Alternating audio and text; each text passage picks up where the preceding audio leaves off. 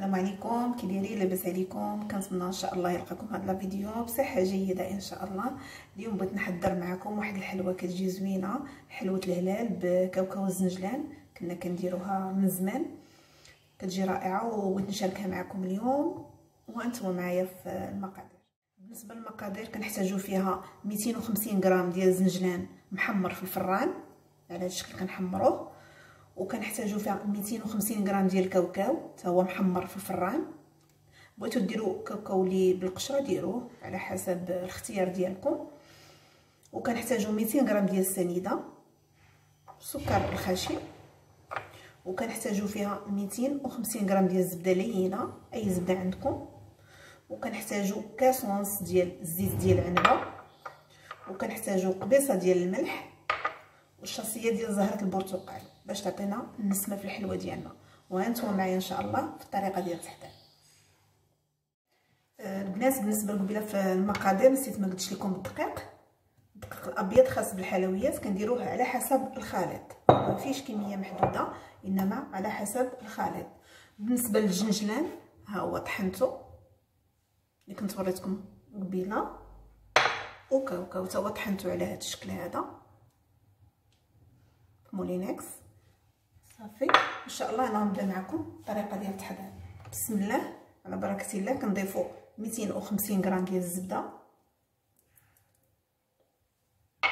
كنضيفوا ليها 200 غرام ديال السنيده. انا غنخلي لكم المقادير ديال هذه الحلوه في صندوق الوصف.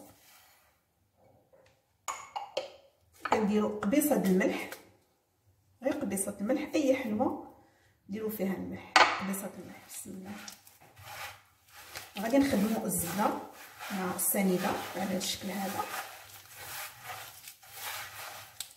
حتى نحسوا بالسنيده بدات كتذوب لينا.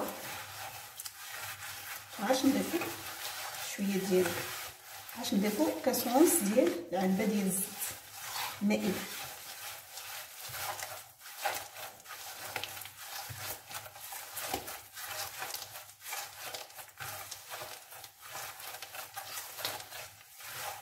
الزبده تكون بحراره المطبخ، ما تكونش جامده في العجين، تكونوا ديجا جبدتوها من قبل باش تساعدكم في السكر ديالكم يذوب لكم.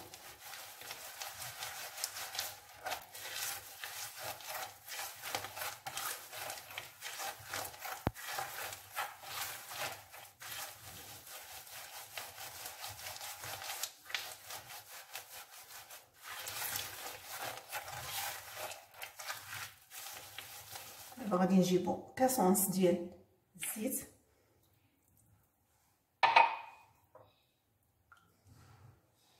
وغادي نخدمو حتى هو مع واحد الزبده السنيده على هذا الشكل هذا.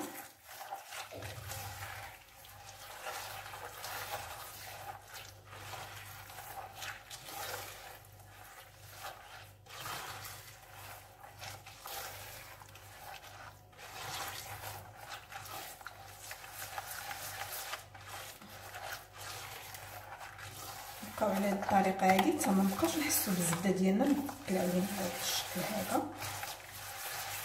مابقاوش كيبانوا لنا الكتل. حاولوا نديروها على شكل طوماط.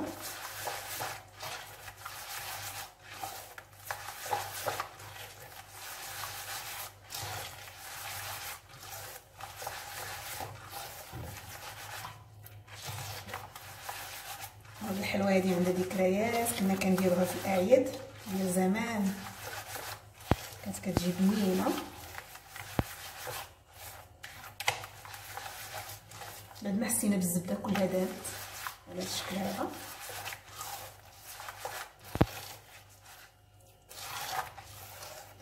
كنجيبو هاد الشاصي ديال الزهر كنضيفوها، كتعطينا نكهه زوينه للحلوه ديالنا. واللي ما عندكمش هاد الشاصي هادي تاخذوا، الا عندكم مزهر ديروا مزهر، ثلاثه المعالق هكاك ديال المزهر.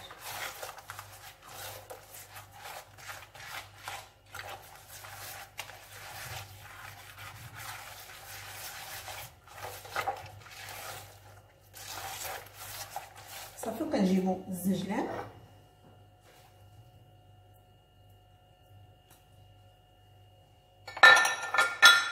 ونجيبوا كاوكاو، الفول السوداني.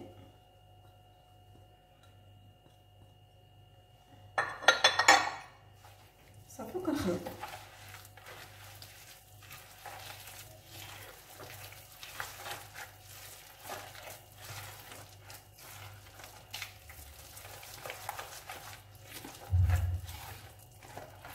هاد الحلوه مفيهاش البيض، منديرش فيها البيض.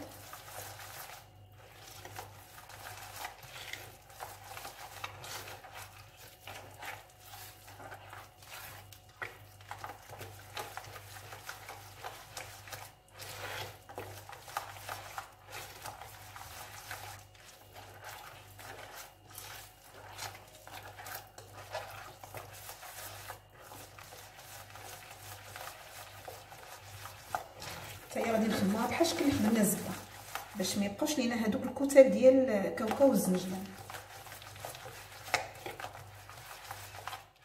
هنا بعد ما خدمناها مزيان بس على هذا الشكل هذا، صافي كنجيبو الدقيق كنديرو بشويه بشويه، حيت الخليط ديالنا ما خصوش يكون قاصح وما يكونش مرخوف بزاف.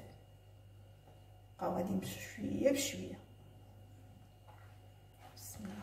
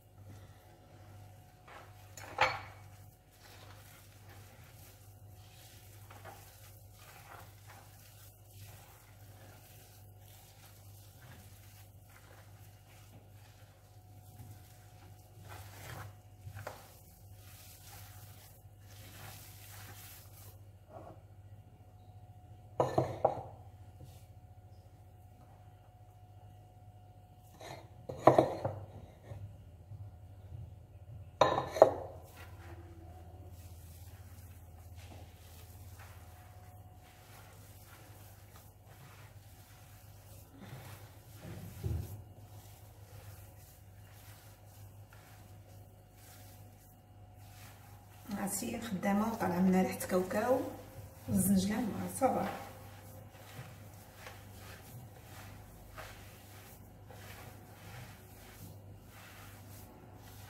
صافي هذه هي الكميه اللي غنحتاج فيها ان شاء الله ديال الدقيق، ما نبقى نزيد والو. نحاول نخدمها مزيان دابا.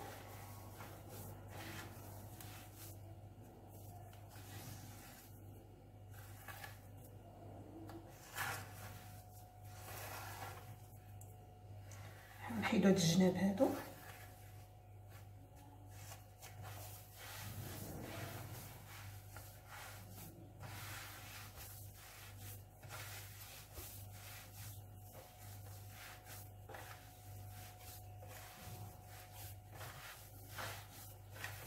صافي هذا هو القوام اللي بغيت نحصل عليه.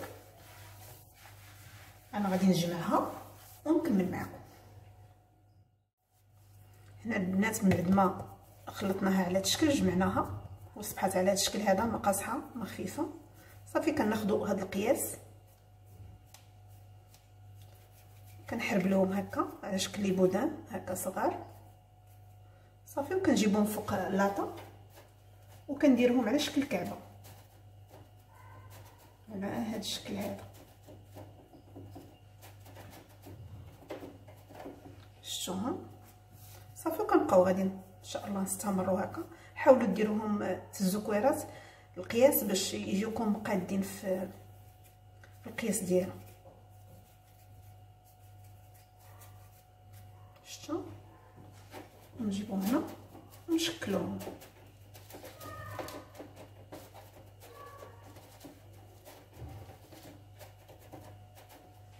هاد الحلوه هادي راه بدون بيض بدون خميره.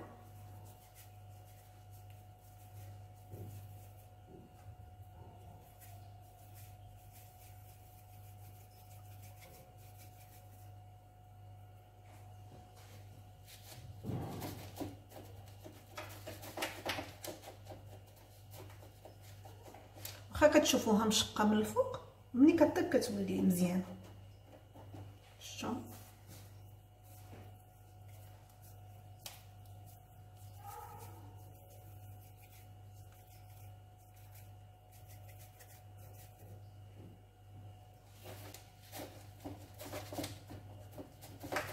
كتصوبوا الهلال مباشره فوق اللاطه باش بلا ما ديروا نجو معاها.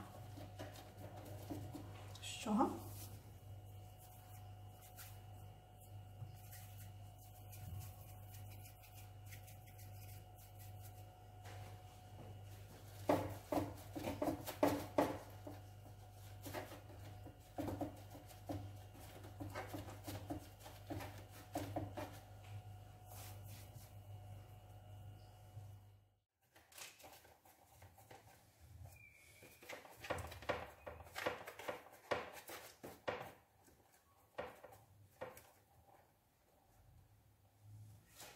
هيا كملت اللاطه الاولى، دابا غنجيب اللاطه الثانيه وانا معكم ان شاء الله. هاهي الحلوه ديالنا بعد ما خرجتها من الفرن كتجي على هذا الشكل هذا، شفتوا كتجي على هذا الشكل. حاولوا ما تحرقوهاش. البوطه ولا تكون فاش كنتوما كتخدموها كتشكلوها تكونوا ديجا مسخنين الفران، ماشي تخشوها في الفران هو بارد. المهم هذيك تنقولها لكم في الاول ولكن نسيت. المهم الفران يكون سخون عاش ندخلوا فيه الحلوه ديالنا صافي. ودابا ملي نبغيو نديروها في السكر كلاصي يكون سبيسيال تكون بارده الحلوه، نخلوها حتى تبرد، ما نديروهاش شويه سخونه وما نقيسوها شويه سخونه، حيت الا قسنا وهي سخونه كيطرى لها بحال هكا. شوف كتكون سخونه، تكون باقا طريه كتخسر. نخلوها حتى تبرد صافي ونديروها في السكر كلاصي.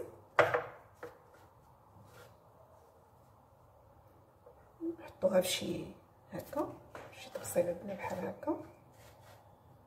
وبالنسبه للاحتفاظ ديالها نديروها في شي بواط، كنتمنى يكون واضح لكم. ديروها شي بواطه كتسد مزيان باش ما يدخلهاش الهواء. وهذه راه ما كتحتاجش تدار في الثلاجه لا والو، تبقى محتفظه بها على برا. الفقاص والبهله وهاد الحلوه ما كيبغيوش الثلاجه. المهم هذه نصيحه بالنسبه لهذا الشكل ديال الحلوه.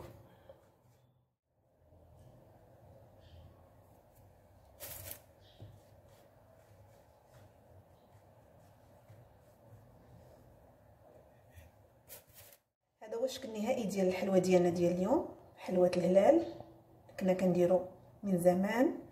كنتمنى ان شاء الله تنال الاعجاب ديالكم. صدقوني الا درتوها ما تندموش، كتجي رائعه وبنينه. وكنتمنى ان شاء الله ما تنساونيش في ليجيم والاشتراك في القناه باش يوصلكم كل ما هو جديد ان شاء الله، وبارطاجيو مع الاهل ديالكم ومع الاصدقاء. ونتشوفوا ان شاء الله في فيديو جديد. مع السلامه.